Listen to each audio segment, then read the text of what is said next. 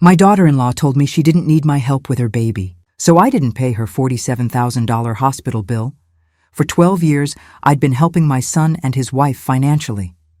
College loans, down payment on their house, their wedding, over $85,000 of my retirement savings, given freely because I loved my son and wanted to support his family. But apparently, my money was welcome. My presence was not. When my daughter-in-law got pregnant with my first grandchild, I was overjoyed. I offered to help with everything: the nursery, the baby shower, staying with them after the birth to help with feedings and cooking. She rejected every offer. Excluded me from the gender reveal, told me the baby shower was just for her friends, said she had her own mother and didn't need mine. Then 2 weeks before her due date, I made one final offer. Madison, I know the first week is hard. I can come stay, help with night feedings, do the cooking and cleaning so you can rest. She looked at me with pure disdain and said, I don't need your help with my baby. I have my mom and my friends, in front of my son, in front of her friends, making it crystal clear that I was not wanted. So I said, okay, if you don't need my help, I respect that. 3 weeks later, Madison had an emergency C-section. The baby spent 3 days in the NICU. The hospital bill came to $47,300. My son called me, desperate. Mom, the hospital bill is huge. Insurance only covered part of it. Can you help? And I said 5 words that changed everything. You don't need my help. Before I tell you what happened when that reality hit them, and trust me, watching entitled people face consequences is deeply satisfying. Let me ask you, have you ever been treated like an ATM by family? Like your money matters but you don't? My name is Beverly Martinez. I'm 62 years old. This is my story. I spent 35 years as a labor and delivery nurse in Phoenix. I brought hundreds of babies into this world. I understood better than most people what new mothers need: support, help, patience, and rest.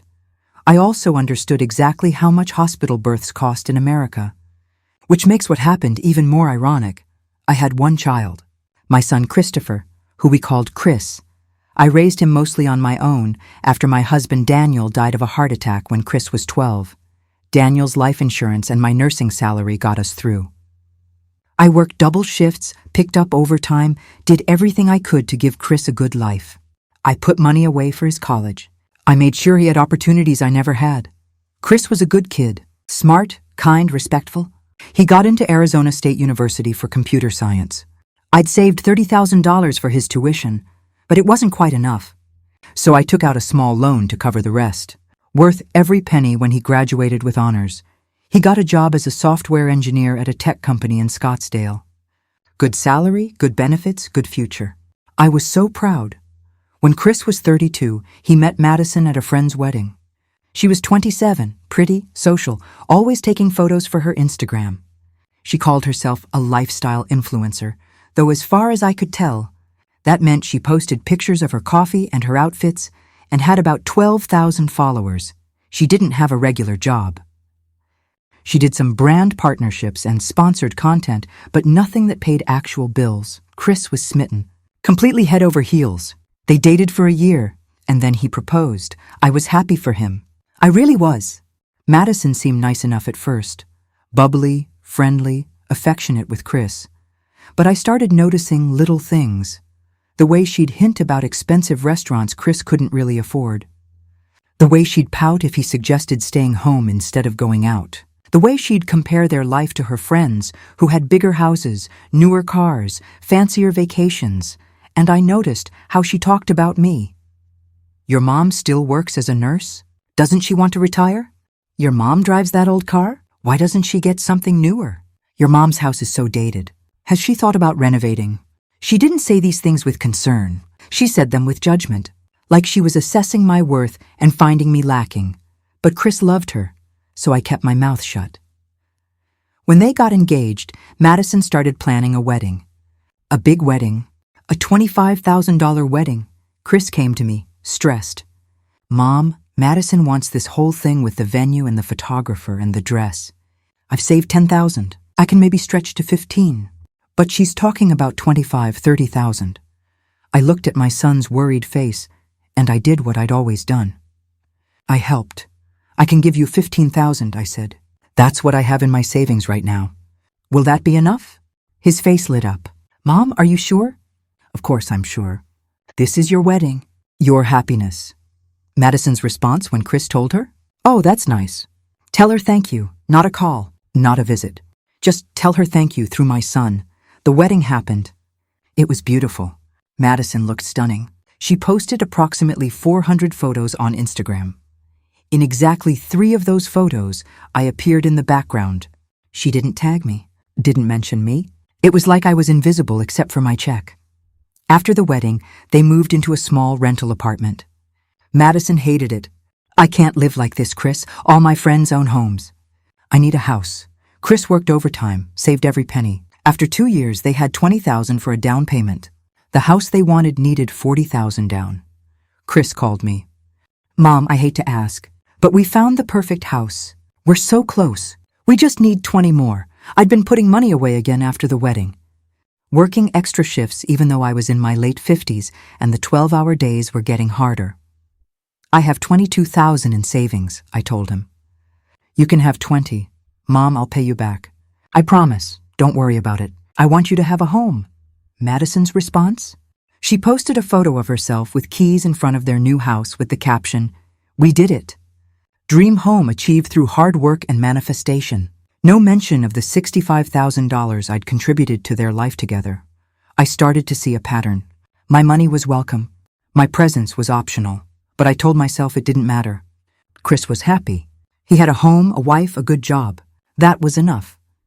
Then 3 years into their marriage, Madison announced she was pregnant. I cried when Chris called to tell me. My first grandchild, after my husband died, after all the years of working and sacrificing, I was going to be a grandmother. Mom, you're going to be the best grandma, Chris said. I can't wait for this baby to know you. I started planning immediately. I researched the best car seats, the safest cribs, the most helpful baby products.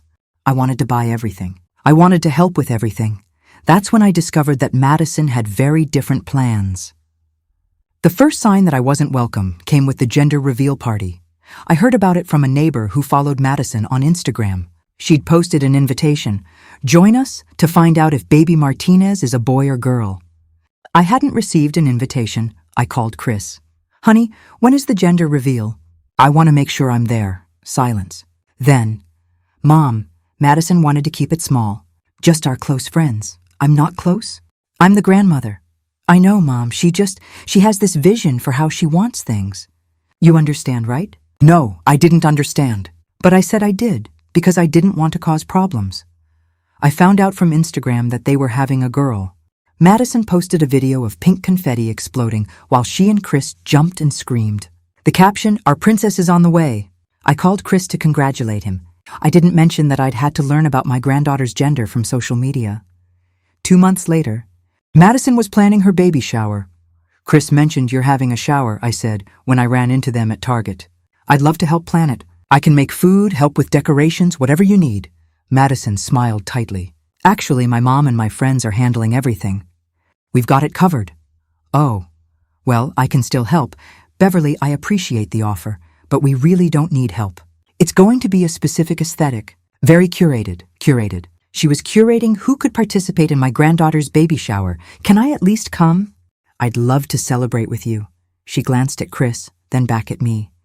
The venue is really small. We're keeping the guest list tight. Just my closest people. I wasn't her closest people.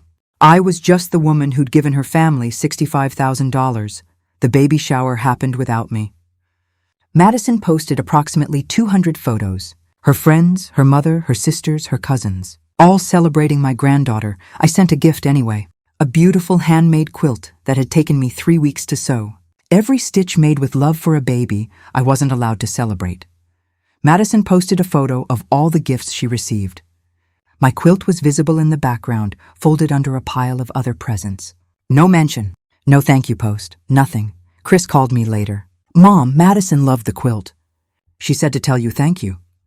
Why doesn't she tell me herself? She's busy, Mom. Pregnancy is exhausting. Not too exhausting to post on Instagram 40 times a week. but too exhausted to send her mother-in-law a text message. As Madison's due date approached, I tried again to build a bridge. Madison, I know the first few weeks with a newborn are overwhelming. When I had Chris, I was so sleep-deprived I could barely function. I'd love to come stay with you for a week or two after the baby comes. I can do night feedings, cook meals, clean, do laundry. Whatever you need so you can rest and bond with the baby. I was offering everything I wished someone had offered me when I was a struggling new mother. Madison looked at me like I'd suggested something obscene. Stay with us? In our house? Just to help. I know how hard it is. Beverly, I have my own mother. And my friends? I really don't need you hovering around my baby. The word hovering hit like a slap. I'm not trying to hover. I'm trying to help. I don't need your help. I've got this handled. Chris stood there saying nothing, not defending me, not standing up for his own mother. That night I went home and cried, not because my feelings were hurt, though they were, but because I realized I'd been fooling myself. Madison didn't see me as family. She saw me as a bank account with an annoying person attached to it, but I told myself it would get better once the baby was born. Once Madison saw how hard motherhood was, she'd accept help. She'd want me there. I was wrong. 2 weeks before Madison's due date, I made one last attempt. Chris came over for dinner, alone, as usual. Madison rarely came to my house.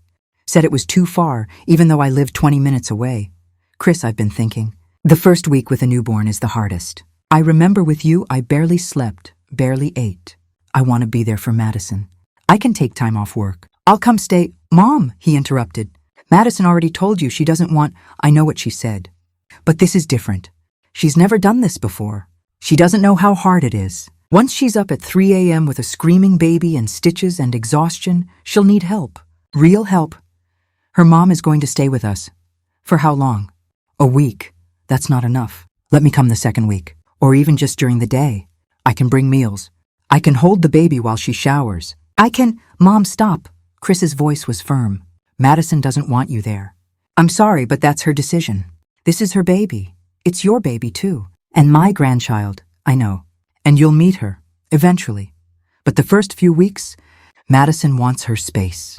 I looked at my son, the boy I'd raised alone, the man I'd sacrificed for, the person I'd given everything to, and I barely recognized him. Chris, I've given you everything, everything. And now I'm not even allowed to help with my own granddaughter? That's not fair, Mom. What's not fair is your wife treating me like I'm nothing. What's not fair is you letting her. He left shortly after. I didn't hear from him for 3 days. Then 2 weeks later, at 3 a.m. on a Tuesday, my phone rang. Chris. Panicking. Mom, we're at the hospital. Madison's in labor, but something's wrong. They're doing an emergency C-section. My nurse brain kicked in immediately. Is she okay? Is the baby okay? They don't know yet. I'm scared, Mom. I'm coming. I'll be there in 20 minutes. I threw on clothes and drove to the hospital where I'd worked for 35 years. The place where I'd helped hundreds of families through this exact situation. Now I was the scared grandmother, praying my granddaughter would be okay. I arrived at Phoenix Methodist Hospital at 3:47 a.m. I knew every hallway, every nurse station, every waiting room. I'd worked labor and delivery on the 3rd floor for 23 years before transferring to postpartum. I went straight to the surgical floor. Chris was in the waiting room, pacing, phone in his hand. Chris! I rushed to him. What's happening? He looked terrible, pale, terrified, on the edge of tears. Her blood pressure spiked. They couldn't get it down. The baby's heart rate dropped. They took her back for an emergency C-section 15 minutes ago. I hugged him. My boy.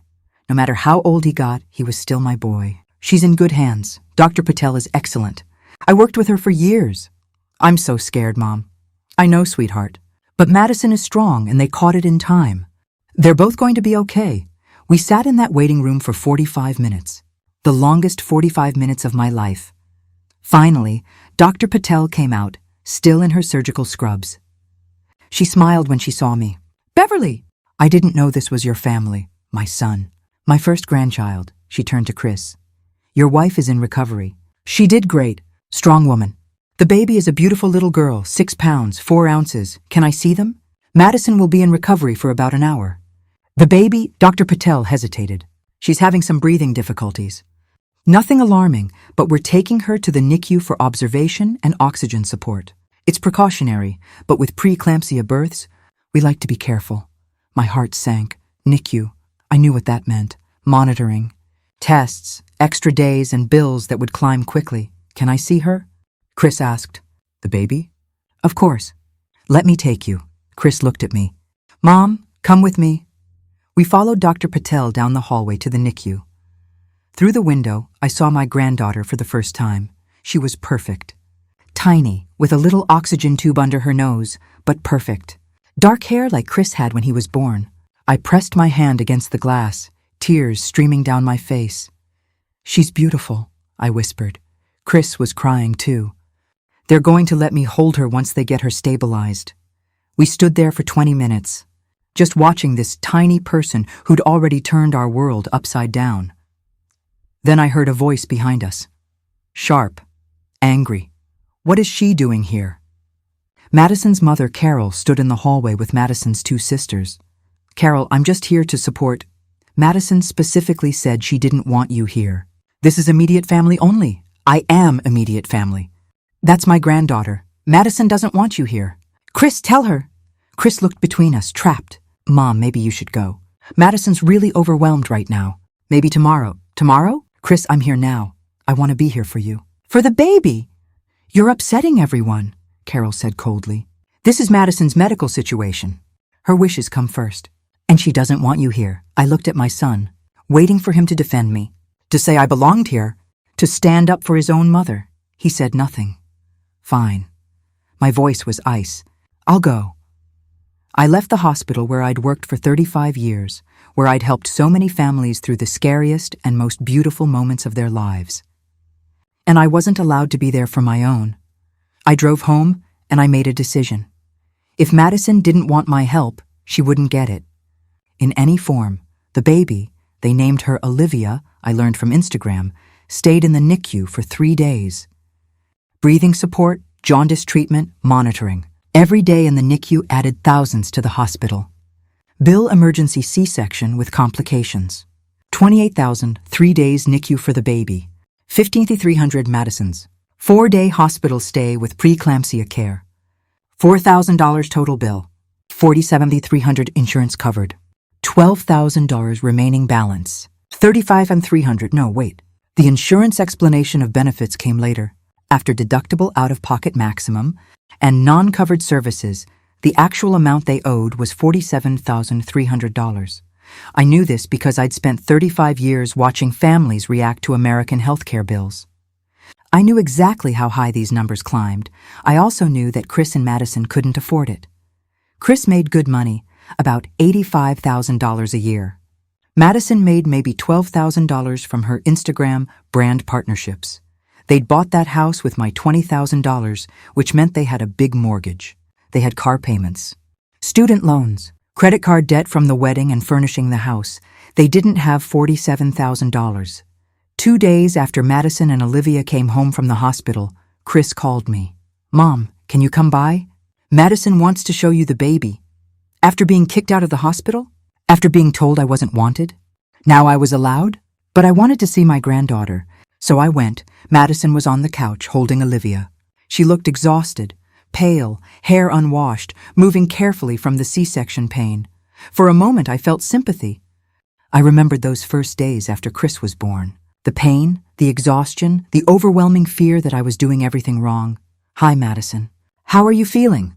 Tired. She didn't look at me. You can hold her for a minute. A minute. I was allowed 1 minute with my granddaughter. I took Olivia carefully. She was so small, so perfect. She made a little sound, and my heart melted completely. She's beautiful, I whispered. She needs to eat soon, Madison said after exactly 90 seconds. I need her back. I handed Olivia back. My minute used up. As I was leaving, Chris walked me to my car. Mom, there's something I need to talk to you about. Here it comes, I thought. The hospital bill came. It's really high. Like really high. How high? $47,000. I didn't pretend to be surprised. That sounds about right for a complicated birth and NICU stay. Mom, we can't afford that. Even with a payment plan, it's like $850 a month for 5 years. That's on top of our mortgage, our cars, everything else.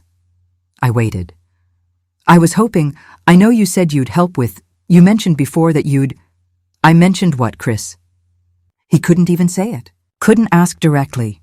You said you'd help with baby expenses. I did, back when Madison wanted my help. Back before she told me she didn't need me. His face went pale. Mom, that was different. This is medical bills. This is serious. I know exactly how serious it is. I spent 35 years in that hospital. I know what things cost. So you'll help? I looked at my son. The son I'd raised alone. The son I'd sacrificed everything for. The son who'd let his wife treat me like dirt. No, I said quietly. I won't. Chris stared at me like I'd spoken a foreign language. What do you mean, no? I mean, no. I'm not paying your hospital bill. Mom, this isn't about the house or the wedding. This is medical debt. This could ruin our credit. We could lose everything. Then you'll need to figure it out. Make a payment plan. Cut expenses. Get second jobs. That's what people do when they have bills they can't afford. We can't afford $850 a month. Then maybe Madison can get a real job instead of posting pictures on Instagram. That's not fair. What's not fair, I said, my voice rising, is being treated like I don't matter for years, being excluded from every moment of this pregnancy, being kicked out of the hospital when my granddaughter was born, and then being called the second you need money. Mom, please, you said Madison doesn't need my help. She made that very clear. She has her mom and her friends, so they can help with the bill. Her parents don't have that kind of money. And I do? Chris, I'm a retired nurse. I gave you $65,000 over the last 12 years. I don't have $47,000 more just lying around. That was a lie. I did have it. I had about $73,000 in savings, what was left of Daniel's life insurance and my retirement fund. But Chris didn't need to know that. You helped with the house. You helped with the wedding. This is just one more what? One more time I give you money while Madison treats me like trash? One more time I'm supposed to be grateful for 90 seconds with my granddaughter? Chris's eyes filled with tears. Please, Mom, I'm begging you. 2 weeks before Olivia was born, I offered to help. I offered to stay with you, to cook, to clean, to do night feedings. Do you remember what Madison said to me? He looked at the ground. She said, I don't need your help with my baby. Those were her exact words. In front of you, in front of her friends, she made it very clear that I was not wanted. She was hormonal. Don't blame hormones for cruelty, Chris. She's been treating me this way since you got married. And you've let her. What do you want me to do? She's my wife. I wanted you to stand up for your mother. I wanted you to tell her that the woman who raised you alone, who worked double shifts to put you through college, who gave you tens of thousands of dollars, deserved basic respect. I can't control what Madison, no, but you can control what you do. And you chose her over me every single time. I got in my car. Chris stood in the driveway crying, Mom, please. Don't do this. We need you. I rolled down the window. No, Chris, you need my money. There's a difference. I drove away. That night, my phone exploded. First, Chris called 6 times. I didn't answer. Then Madison called. I was so surprised I almost answered. But I let it go to voicemail. Her message, Beverly, this is ridiculous. You said you would help with baby expenses. We're counting on you. You can't just change your mind because your feelings are hurt. This is about Olivia, not about you. Call me back. Not please, not, I'm sorry. Just demands and accusations. Then Chris texted, Mom, please pick up. Madison is freaking out. We don't know what to do. Then, this is really unfair. You promised to help. Then, I can't believe you're abandoning us when we need you most. Abandoning them. After they'd excluded me from everything. The next day, Carol, Madison's mother, called me. Beverly, I understand you're upset about the hospital situation. The situation where your daughter told the nursing staff I wasn't allowed in?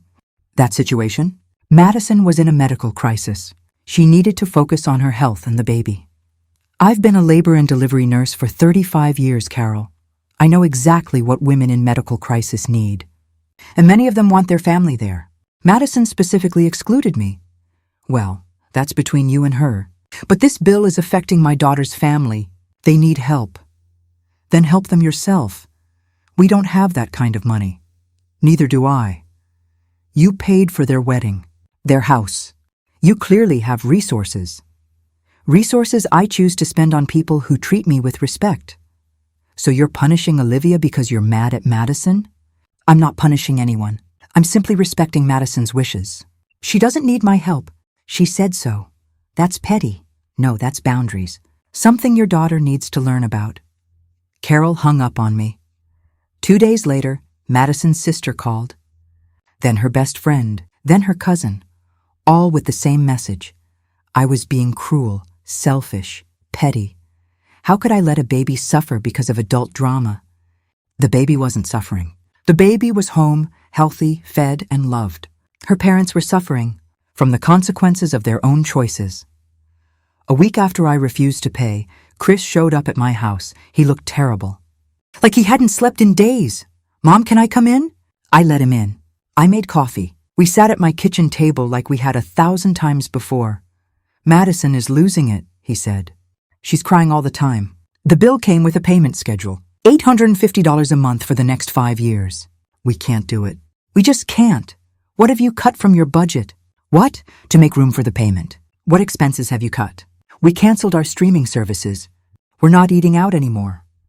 What about Madison's brand partnerships? Can she do more of those? She makes like $1,000 a month from those. It's not enough. Can she get a real job? She has a newborn, Mom. She can't work. Millions of mothers work with newborns. I did. I was back at the hospital when you were 6 weeks old. That was different. How? How was it different? He had no answer. Chris, I love you. You're my son. But I'm not bailing you out of this. Why? Why are you being so cold? I'm not being cold. I'm being consistent. Madison said she doesn't need my help. I'm respecting that. If she's changed her mind, she can tell me herself. She won't apologize. She doesn't think she did anything wrong. Then you have your answer. Chris left. I didn't hear from him for 2 weeks. I found out what happened next from Chris's sister-in-law, Madison's sister Emily, who apparently felt guilty about the whole situation. She called me 3 weeks after I refused to pay the bill. Beverly, I think you should know what's going on. I'm listening. Madison and Chris are drowning. The first hospital payment is due next week. They don't have it. They have to make a payment arrangement. They did. But even with the payment plan, they had to come up with $3,000 down payment to start it. They don't have $3,000. I stayed quiet. Madison sold her car. What? Her car. The BMW. They sold it to CarMax for $18,000. They're using that for the down payment and the first few months of payments. Madison's driving Chris's old Camry now. He's looking at used trucks. Madison had loved that BMW. It was white, spotless, and she photographed it constantly for Instagram. It was part of her carefully curated image. They also canceled their trip to Cabo, Emily continued. They were supposed to go for their anniversary next month. Non-refundable resort, but they can't afford it now. Emily, why are you telling me this? Because Madison is making everyone's life miserable. She's calling my parents every day crying about money. She's posting passive-aggressive things on Instagram about family letting you down. She's picking fights with Chris constantly. That's between them. She's also not taking care of herself. She's so stressed that her milk supply dropped. She had to switch Olivia to formula, which is another expense they can't afford. She's not sleeping. She's barely eating. Beverly, I'm worried about her. I felt a twinge of concern. Postpartum is hard enough without financial crisis on top of it. What do you want me to do? I want you to know that she's suffering. Really suffering. Maybe that matters to you. Maybe it doesn't. But I thought you should know. After we hung up, I felt conflicted. I didn't want Madison to suffer. I didn't want my son to struggle. I didn't want my granddaughter affected by financial stress, but I also knew that rescuing them would teach them nothing. Madison would learn that she could treat me terribly and still get my money. Chris would learn that there are no consequences for allowing it. So I didn't call. I didn't offer help. I stayed firm. 2 months after Olivia was born, Chris came by again. He looked even worse than last time. He'd lost weight, had dark circles under his eyes. Mom, I need to show you something. He pulled out his phone and showed me their budget spreadsheet. Income, $600 a month, his salary after taxes. Her Instagram money, expenses, mortgage, $2,200 hospital payment, $850 car payment, $320. They'd bought a used truck. Insurance, $280 utilities, $350 formula. 200 diapers, 100 gas. $200 groceries, $400 student loans. $300 credit cards, minimum. $250 or phone, $150 total. $5,600. We have $500 left each month for everything else. Any emergency, any unexpected cost, and we're done. We have no savings, nothing. You need to cut more. We've cut everything we can. We don't go anywhere. We don't buy anything. Madison hasn't bought clothes since before Olivia was born. We're eating pasta and rice every night because it's cheap. What about Madison's parents? Can they help? Her dad lost his job 6 months ago. They're struggling too. They can't help. What about her Instagram? Can she do more posts? She's trying, but her engagement dropped after she had the baby. Brands don't want to work with her as much anymore. She's making like $600 a month now instead of $1,000. I looked at the spreadsheet. They really had cut everything. Chris, I don't know what you want me to say. I want you to help us. I want you to be my mom. I am your mom. I've always been your mom. But being your mom doesn't mean rescuing you from every consequence. This isn't about consequences. This is about survival. We're drowning, Mom. Then maybe you need to have a serious conversation with your wife about getting a job. She has a newborn. So did millions of other mothers who work. So did I. You were in daycare at 8 weeks old because I had to work. It's not ideal, but it's reality. I can't ask her to do that. Why not? Because she's already falling apart. She cries all the time. She barely sleeps. She's so stressed about money that she's making herself sick. Then she needs to understand that there are 2 solutions: make more money or accept help. If she won't do the first and won't apologize for refusing the second, then you're stuck. So you won't help unless she apologizes? I won't help unless she treats me like family instead of like an ATM. What does that even mean? It means I want to be in my granddaughter's life. Really in it. Not just 90-second visits when it's convenient. I want to be called grandma. I want to babysit. I want to be included in decisions and celebrations. I want to matter. You do matter. No, Chris, my money matters. I don't. He left without another word. That night, I got a text from Madison. The first direct communication from her since Olivia was born. We need to talk. Tomorrow, 2 p.m., coffee shop on McDowell. No, please. No, if you're available. Just a command. I almost didn't go. But curiosity won. The next day, I walked into that coffee shop not knowing if I was about to hear an apology or another demand. What I got was something I didn't expect at all. Madison was already sitting at a corner table when I arrived. She looked terrible. Hair in a messy bun, no makeup, wearing sweatpants and an oversized t-shirt. Not the perfectly curated Instagram influencer I was used to seeing. There was a car seat on the floor next to her. Olivia, 3 months old now, sleeping peacefully. I sat down across from her. You wanted to talk. We need your help. Direct, no small talk. Madison, we've been through this. Just listen. Her voice was sharp, desperate. We're drowning. We can't keep up with the payments. Chris is working 60-hour weeks. I'm trying to get more brand deals, but nobody wants to work with me anymore. We're behind on our credit cards. We're about to miss our second hospital payment. What happens if you miss a payment? They send it to collections. Our credit gets destroyed. We can't refinance. We can't get better interest rates. We're stuck. I waited. She hadn't apologized. She was just listing problems, so you'll pay the bill, she said. Not a question. A statement. No. Her face flushed red.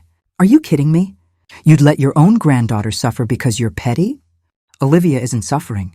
She's fed, clothed, healthy, and loved. You and Chris are suffering from your own choices. My choices? I didn't choose to have a $47,000 hospital bill. No, but you chose to exclude me from everything. You chose to tell me you didn't need my help. You chose to treat me like I was nothing. I never said you were nothing. You said you didn't need my help with your baby. You uninvited me from the gender reveal. You excluded me from the baby shower. You kicked me out of the hospital. You made it very clear that I was not welcome in my granddaughter's life. That's not... I was just... She stopped, took a breath. I wanted to do things my way, and that's fine. You have every right to do things your way, but you don't have the right to my money while treating me terribly. So you want an apology? Fine, I'm sorry. There. Now will you pay the bill? That's not an apology. That's you saying words to get what you want. What do you want from me? Her voice rose. Other customers looked over. I want to matter. I want to be grandma. I want to see Olivia more than once a month for 5 minutes. I want to be part of her life. You can see her whenever. Can I? Because the 3 times I've asked to visit in the past 2 months, you've been too busy. But you're not too busy to ask for $47,000. Madison's eyes filled with tears. Do you know what it's like? Being a new mom? Everything hurts. I'm exhausted all the time. Olivia cries and I don't know what she needs. I feel like I'm failing constantly. And on top of that, we're broke. We're so broke I had to sell my car. We can't afford anything. I look at my life and I don't even recognize it anymore. For the first time, I saw past the entitlement. I saw a scared, overwhelmed young woman who was in over her head. Madison, I know it's hard. I really do. I was a single mother. I worked 12-hour shifts and came home to a crying baby and no help. I understand. Then why won't you help us? Because there's a difference between helping and enabling. If I pay this bill, what do you learn? That you can treat people badly and they'll still rescue you. That there are no consequences for your actions. I just want to survive. I just want my baby to have a good life. Then you need to make changes. Get a job. Let me help with childcare. Let me be an actual grandmother instead of just a checkbook. She wiped her eyes. I don't know how to let you in. Why not? Long pause, then quietly. Because my mom was never there for me. She was always working, always busy. I raised myself. And when I got pregnant, I promised myself I'd be different. I'd be the mom who was always there, who did everything right, who didn't need help from anyone. That's not realistic, Madison. Nobody can do it alone. I know that now, her voice cracked. But I didn't know how to ask. And you were so perfect. You raised Chris alone. You worked and sacrificed and did everything. I felt like if I accepted your help, it meant I was failing. I hadn't expected this. Hadn't expected vulnerability or honesty. I'm not perfect. I struggled constantly. I cried. I made mistakes. I needed help too. But you didn't have anyone. No, and it was hard. That's why I wanted to be there for you. So you wouldn't have to do it alone like I did. Madison broke down crying. Real crying, not manipulation. Just exhaustion and fear and overwhelm. Olivia woke up and started fussing. Madison reached for her, but her hands were shaking. Can I? I asked. She nodded. I picked up my granddaughter, 3 months old. She looked like Chris at this age. Same dark eyes. Same serious expression. I held her, and she calmed immediately. Madison watched us. You're good with her. I've had practice. I'm sorry, Madison said quietly. Really sorry for all of it. For excluding you. For saying I didn't need you. For taking your money but not wanting you around. That was wrong. This apology felt different. Real. Thank you. Will you help us? I looked at my granddaughter, then at Madison, not with the money. Not yet. Her face fell. But I'll help with Olivia. 2 days a week I'll come watch her. Free child care. That saves you about $800 a month in daycare costs. You can use that money for the hospital bill. That's not enough. And you get a job. Part-time. Something you can do while I'm watching Olivia. Even $1,500 a month would help. I have no skills. What am I supposed to do? You have Instagram skills, marketing, social media. Plenty of companies need that. You figure it out. Madison looked at me for a long moment. And if I do that? If I get a job and let you watch Olivia, then we'll see. If you show me you're serious about changing, if you show me I matter, then maybe we talk about the medical bill. Maybe, I'm not promising anything. But you have to prove that this is real, that you're not just saying what I want to hear. She nodded slowly. Okay, I'll try. Madison got a job 3 weeks later. It was part-time, remote work for a small marketing company that managed social media for local businesses. 20 hours a week, $8 an hour, about $1,400 a month after taxes. Not much. But it was something. I started watching Olivia every Tuesday and Thursday, 10 a.m. to 4 p.m. The first day I arrived, Madison looked nervous. She had everything laid out, bottles, diapers, schedule, emergency numbers. She usually naps around 11. She likes to be held when she falls asleep. She doesn't like the blue pacifier, only the green one. If she cries and won't stop, try the swing. Madison, I raised a baby. I was a labor and delivery nurse for 35 years. I've got this. She hesitated at the door. I've never left her with anyone. I know. That's hard, but she'll be safe with me. Call me if anything. I'll call if there's a problem. Now go, do your job. She left. I could see her sitting in her car in the driveway for 5 minutes before finally driving away. Olivia and I had a wonderful day. I fed her, changed her, played with her, rocked her to sleep. When she woke up, I sang her the same songs I'd sung to Chris. When Madison came home at 4, Olivia was clean, fed, and happy. How did it go? Madison asked anxiously. Perfect. She's an easy baby. She didn't cry? A little when she was hungry. But nothing dramatic. Madison looked almost disappointed. Like she'd wanted me to struggle, to prove that she was the only one who could handle her baby. How was work? I asked. Good. Weird. I haven't worked in years. But good. Over the next 2 months, we fell into a routine. Tuesday and Thursday, I'd arrive at 10. Madison would work upstairs in their home office. I'd care for Olivia downstairs. At first, Madison would come down every 30 minutes to check on things, hovering, micromanaging. She looks uncomfortable in that position. Madison. She's fine. Maybe she needs to be changed. I just changed her 20 minutes ago. If she cries, I can... Madison. Go work. I've got this. Slowly, gradually, she learned to trust me. By week 6, she was coming downstairs only once during the 4 hours. By week 8, she stayed upstairs the entire time, and something else happened. She started talking to me, real talking. Not surface pleasantries. Real conversations. Beverly, can I ask you something? Of course. How did you do it? Raise Chris alone? Work full-time? Not fall apart? Who says I didn't fall apart? I cried in my car before every shift for the first year. I was so tired I could barely function. I felt like I was failing constantly. But you kept going. Because I had to. And because eventually it got easier. Chris got older. I got stronger. You will too. One Thursday, after I'd handed Olivia back and was getting ready to leave, Madison stopped me. Beverly, I need to say something. Okay. I was wrong. About everything. I thought accepting help meant I was weak. I thought I had to do everything perfectly, or I'd fail as a mother. I pushed you away because I was scared of being compared to you. You raised a son alone and did it well. I had help and I was still drowning. You weren't drowning. You were learning. I was awful to you. You gave Chris everything, money, support, love. And I treated you like you didn't matter. I'm so sorry. This was the real apology. Not the one at the coffee shop where she just wanted money. This one came from genuine remorse. Thank you for saying that. I don't deserve your help, but I'm grateful for it. After I left that day, I sat in my car and cried. Happy tears. Healing tears. 3 months after Madison got her job, Chris came to my house on a Sunday. Mom, we need to talk. Here it comes, I thought. Another ask for money. Okay. Madison's been working for 3 months. Between her salary and you watching Olivia, we've been able to make all our hospital payments on time. We're actually doing okay. That's good, Chris. But we did the math.